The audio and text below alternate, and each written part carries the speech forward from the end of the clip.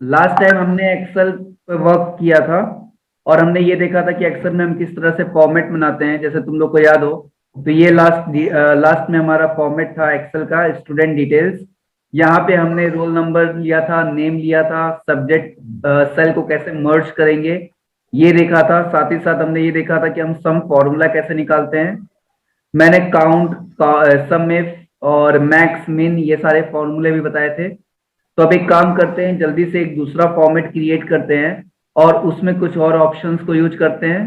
First cell number serial number, then second item name, third cell number price, then quantity, then amount. मैंने यहाँ पे एक table create कर रहा हूँ, ठीक है।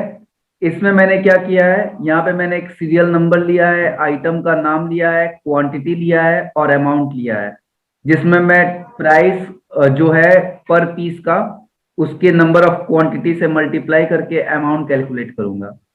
तो यहाँ जल्दी से क्या करते हैं, कुछ वैल्यू ले लेते हैं। जैसे मैंने यहाँ पे 5 रिकॉर्ड ले लेता हूँ और यहाँ आइटम नेम में मैं कुछ आइटम्स के नाम ले लेता हूँ। जैसे मान लो ABCDE। इनकी प्राइस ले लेता हूँ। जैसे मान लो ये इनकी प्राइसेस हैं 750, 890, 963, 358, 758। अब ये जो क्वांटिटी है, मान लो इसके 20 पीसेस हैं, 25 पीसेस हैं, 15 पीसेस हैं, 60 पीसेस हैं, 39 पीसेस हैं। ये क्वांटिटी है, ठीक है। पहले मैं इसकी फॉर्मेटिंग कर लेता हूँ। जिन लोगों को नहीं पता होगा उन लोगों को मैं जल्दी से बता दे रहा हूँ। हम लोग आज शॉर्टकट कीबोर्ड शॉर्टकट यूज करेंगे। तो मुझे बोल्ड करना है तो कंट्रोल के साथ बी। ये सब तुम लोग ऑलरेडी पढ़े हुए हो। इसके अलावा यस सर। फॉर्म में क्रिएट करना है तो मैंने कल बताया था, ऑल बॉर्डर्स पे हम क्लिक कर देंगे। इसका बैकग्राउंड कलर चेंज करना है तो यहाँ पे बैकग्राउंड कलर दिया हुआ है। साइज इंक्रीज करना है, साइज इंक्रीज कर लेते हैं। यहाँ से फॉन्ट कलर चेंज कर लेते हैं।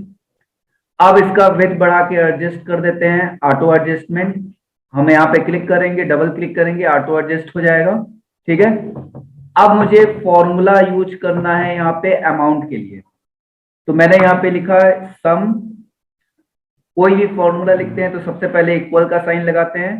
अब हमें क्या करना है, हमें यहाँ प्राइस को मल्टीप्लाई करना है। मल्टीप्लाई के लिए स्टार सिंबल लगाएंगे क्वांटिटी से। तो मैंने यहाँ लिखा C3 स्टार D3। तो ये देखो यहाँ पे अमाउंट आ गया।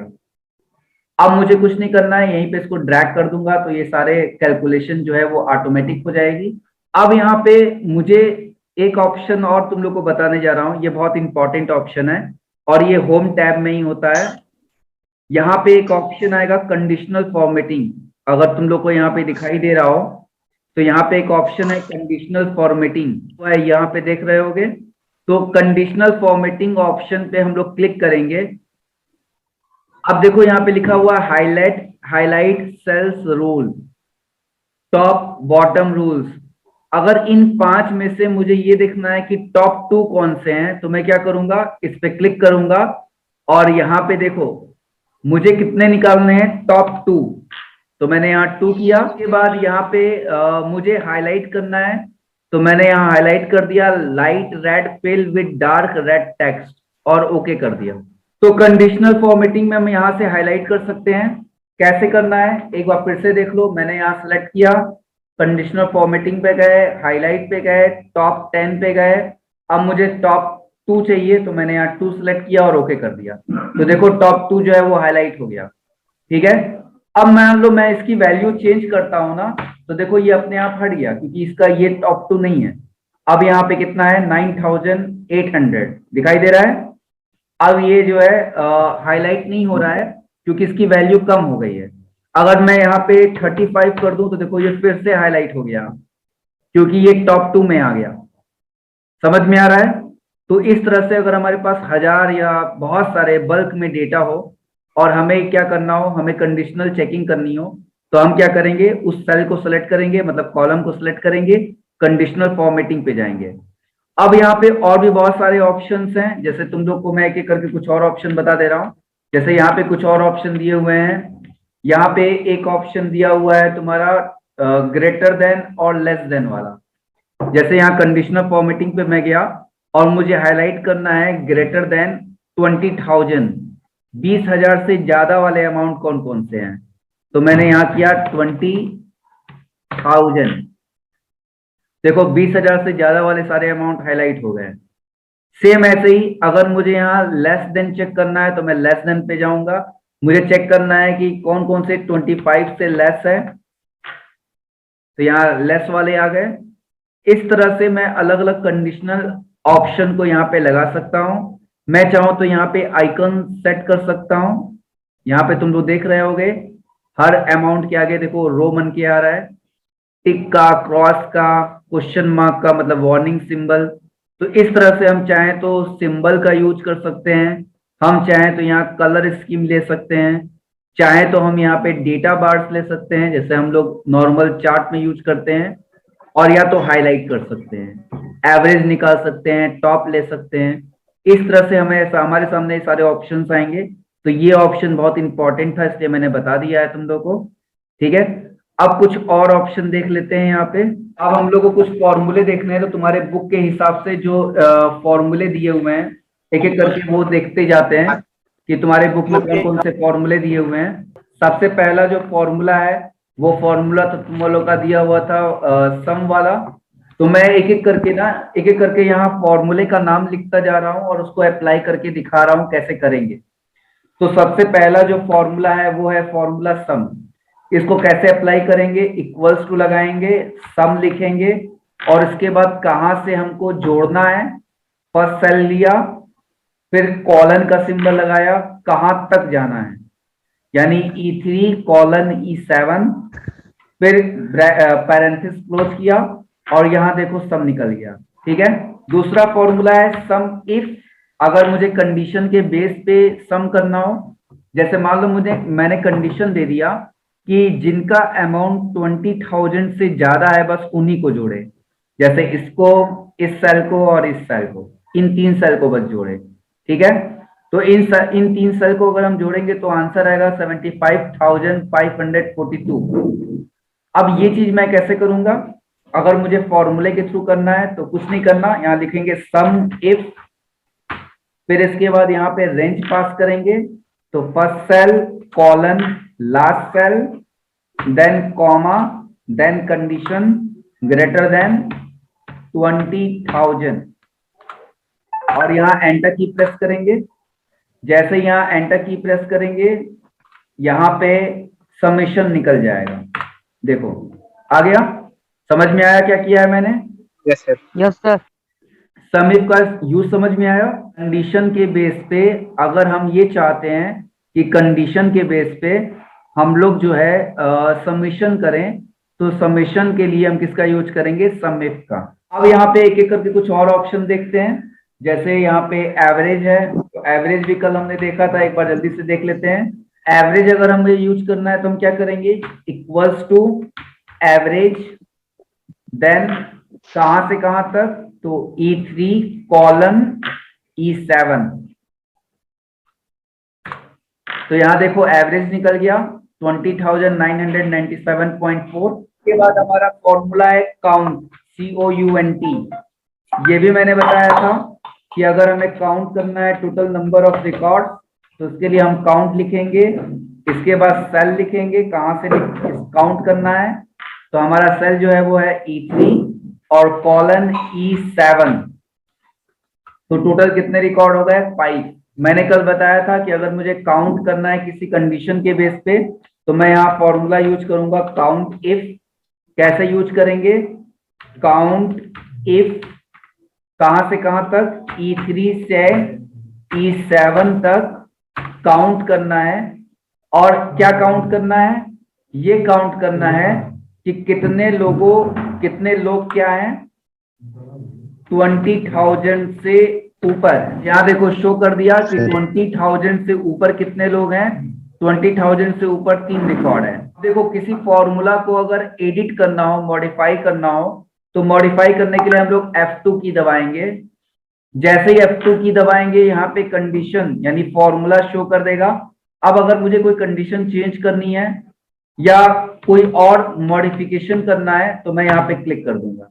जैसे मोर देन 25,000 जो वैल्यू है इन रिकॉर्ड्स में, वो केवल वन की है, एक की है।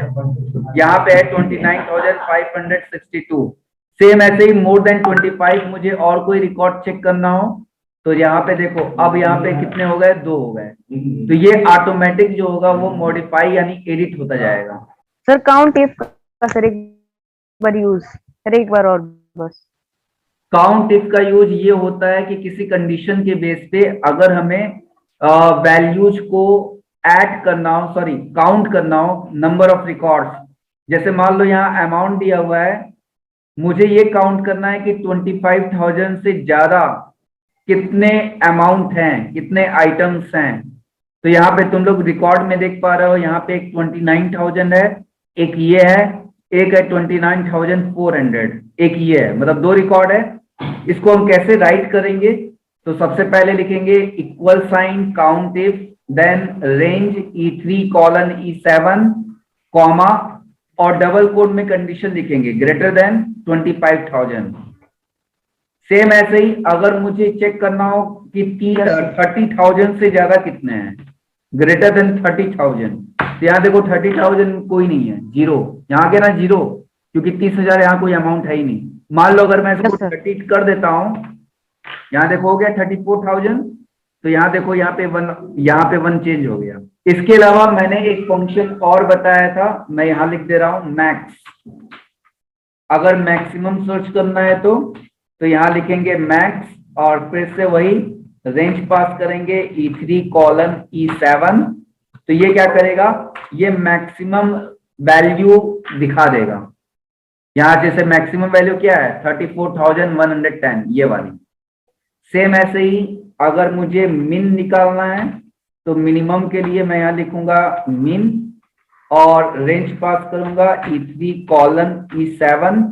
तो जो मिनिमम अमाउंट है वो आ जाएगा, जैसे 14,445।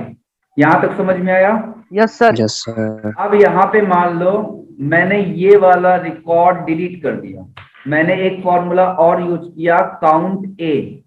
काउंट ए क्या करेगा, तो मैंने यहां लिखा काउंट ए, रेंज पास किया E3 कॉलन E7। अगर मैं काउंट ए यूज करूंगा तो ब्लैंक या ब्लैंक वाली है वैल्यूज, वो ब्लैंक वैल्यूज कंसीडर नहीं होंगी, जो एम्प्टी सेल्स हैं वो इग्नोर हो जाएंगे। तो अब हम आते हैं लास्ट के कुछ फॉर्मूले और हैं, जैसे एक है मैक्स ए।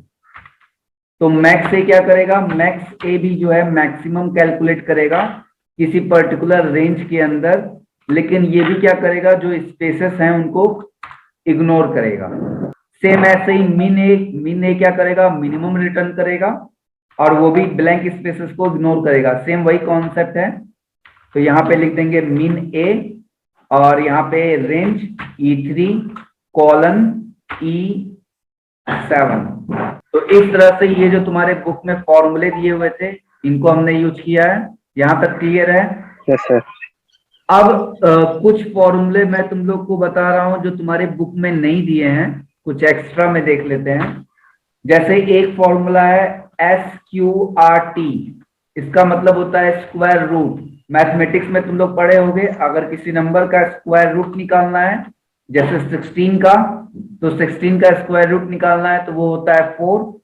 हमें कुछ नहीं करना है, हमें यहाँ लिखना है इक्वल्स टू साइन SQRT, और ब्रैकेट में पास करना है 16, मतलब जिस नंबर का स्क्वायर रूट निकालना है। तो यहाँ देखो आंसर आ जाएगा 4। Same equal sign SQRT, then मान लो मुझे निकालना है 25 का, तो 25, तो इसका स्क्वायर रूट आ जाएगा 5। एक इंपॉर्टेंट मैथमेटिक्स फंक्शन ये है। इसके अलावा एक फंक्शन है फैक्टोरियल।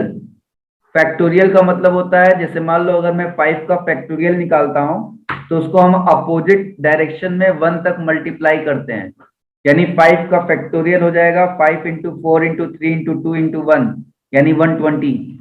तो अगर तुम्हें मैथमेटिक्स में किसी नंबर का फैक्टोरियल निकालना हो तो बहुत आसान तरीका है, इक्वल साइन लगाओ, FACT लगाओ, और उसके बाद नंबर पास कर दो जिस नंबर का निकालना है। जैसे यहाँ पे मैंने 5 का फैक्टोरियल निकाला तो आ गया 120। अगर तुम्हें पावर निकालना है, जैसे मान लो 2⁻7।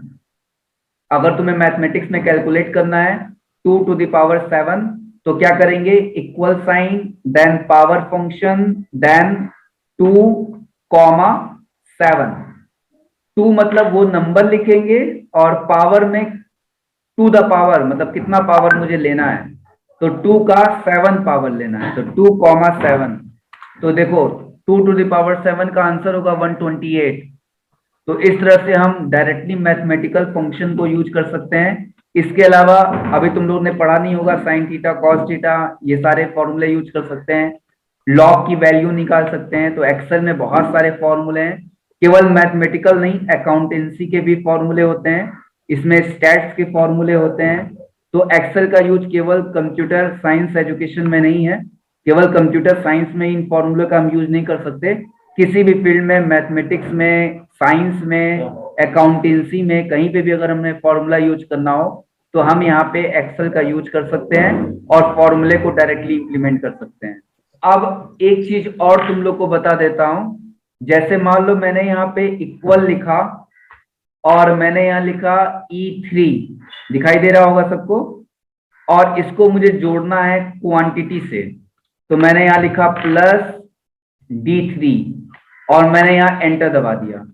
तो ये तो नॉर्मल ऑपरेटर्स हैं, ये हम कर सकते हैं। अब यहाँ पे एक चीज और हम कर सकते हैं, यहाँ इक्वल का साइन लगा के हम चाहे तो यहाँ $D$3, ये भी सेम काम करेगा, लेकिन दोनों में डिफरेंस क्या हुआ, अब यहाँ पे इसको हम ड्रैग करते हैं।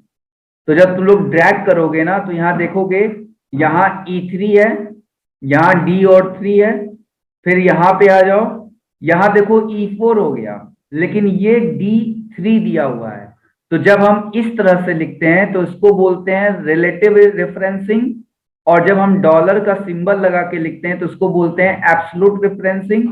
दोनों में अंतर ये होता है कि जब मैं ऐसे लिखूंगा डॉलर का लगा के, और उसको मैं नीचे ड्रैग करूंगा, तो उसकी वैल्यू मतलब उसका इंडेक्स चेंज नहीं होगा।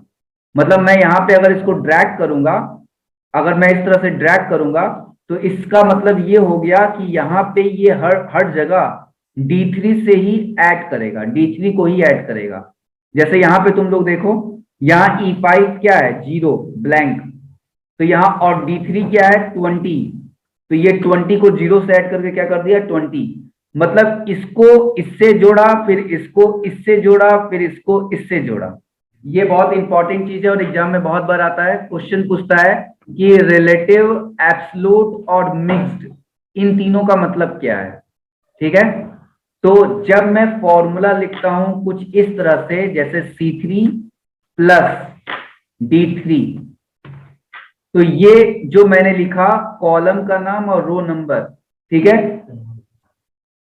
तो ये कहलाएगा रिलेटिव रेफरेंसिंग। जब मैं इसको ड्रैग करूंगा तो तुम लोग देखो, यहाँ E3 D3 लिखा है, फिर से इसको एडिट करो, E4 D4 लिखा है, E5 D5 लिखा है। इसका मतलब क्या है कि ड्रैग करने पे ये अपने आप क्या कर रहा है, ऑटो अपडेट हो जा रहा है, मतलब अपने आप चेंज हो जा रहा है। अगर कहीं ऐसे सिचुएशन आती है जहां पे मैं ये चाहता हूं कि कोई सेल ऑटोमेटिक अपडेट ना हो, तो इसके लिए मुझे क्या करना होगा, अब देखो मैंने क्या किया, E3 प्लस $D$3, तो जब मैं $D$3 करके लिखूंगा तो ये क्या हो जाएगा, ये कहलाएगा एब्सोल्यूट रेफरेंसिंग, मतलब अब ये चेंज नहीं होगा। हम ड्रैग करेंगे तो ये फिक्स रहेगा। तो देखो मैंने यहाँ पे ड्रैग किया, इसको इस तरह से ड्रैग किया। अब यहां देखो E4 D3, E4 $D$3, E4 $D$3, E4 $D$3, मतलब ये वाला फिक्स हो गया। और ये क्या कर रहा है, ये 20 सबसे ऐड करता जा रहा है, सब में ऐड करता जा रहा है। तो ये मीनिंग है एब्सोल्यूट और रिलेटिव की। तो मेरे ख्याल से ये इंपॉर्टेंट पॉइंट था और समझ में आ गया होगा कि हम इसको किस तरह से लिखते हैं। अगर हम रिलेटिव लिखेंगे तो कॉलम का नाम और रो नंबर, जैसे E और 3, और अगर हम यहाँ पे एब्सोल्यूट लिखेंगे तो डॉलर का सिंबल लगाएंगे, कॉलम का नाम लिखेंगे, फिर डॉलर का सिंबल लगाएंगे और रो नंबर लिखेंगे।